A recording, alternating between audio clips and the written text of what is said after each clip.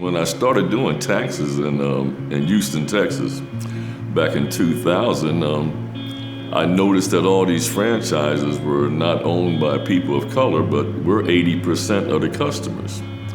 And it was funny how they would always hire somebody as a manager who looked like the customers, and then they would sort of sit in the back and calculate all the income from all these customers. And I was saying to myself, there's something wrong with this picture.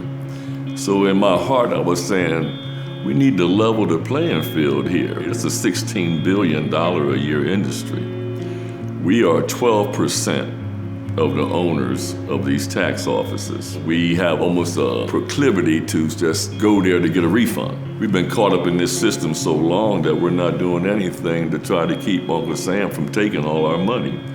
And when we go to mainstream tax offices, they really don't share anything with us about what we need to do. As I believe that's because they don't know how to deal with folks who don't look like they look. I remember working in Houston for Jackson Hewitt. I was helping this black couple one day, and he got behind the couple and said, and I'll never forget that, I thought I was going to be fired. And he said, Marlon, get them in and get them out.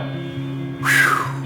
I did everything I could to keep my composure. I was really hurt. It made me realize that they look at us like cattle. But I made a decision to learn the tax business, and what I found out was startling. My vision for my tax offices is to make sure that we get a part of that $16 billion that's out there. $1 billion is a lot of money, which can go a long way.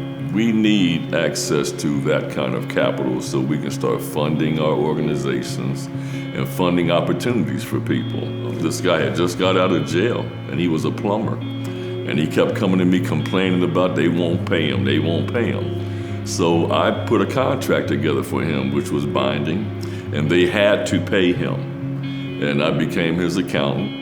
And he started making money with those contracts. If we don't have the opportunity to share some of our expertise and experiences with people, then they're not going to get it. The reason this is so important to me is I'm black.